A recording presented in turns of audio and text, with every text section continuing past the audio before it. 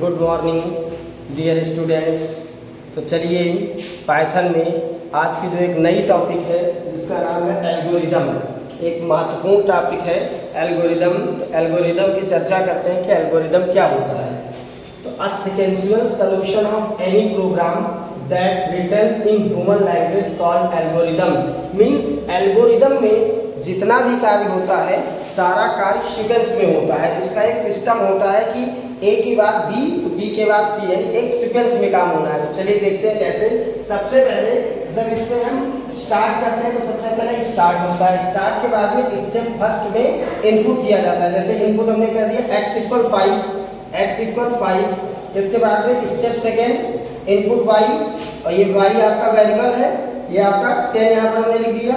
फिर step third यानी कि क्रम से आ रहा है, स्टेप थर्ड इनपुट z भी आपका एक वेरिएबल है, इसको हमने लिया। अब क्या करते हैं कि x और y दोनों को हमें इनटू करना है, गुणे करना है। x × y दोनों को हम गुणा करेंगे, यानी हम यहाँ पर अगर लिखा तो ऐसे लिख सकते हैं 5 × 10। फिर हम आएंगे स्टेप 4। जो स्टेप 4 आपका होगा जहाँ पर हम प्रिंट करेंगे, यानी प्रिंट z को प्रिंट कर देंगे। ये z आपका है तो यहाँ पर हमने क्या लिख दिया, प्रिंट z।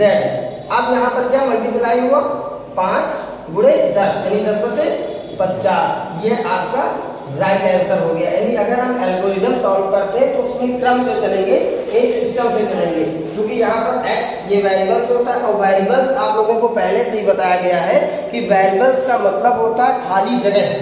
वेरिएबल्स का मतलब होता है खाली जगह। जैसे हम ग्लास लेते हैं तो ग्लास के अंदर जो खाली जगह है वो आपका एक वेरिएबल्स के समान होता है। तो इस तरीके से हम एल्गोरिदम को निकाल सकते हैं, सारे एल्गोरिदम्स को निकाला जा सकता है।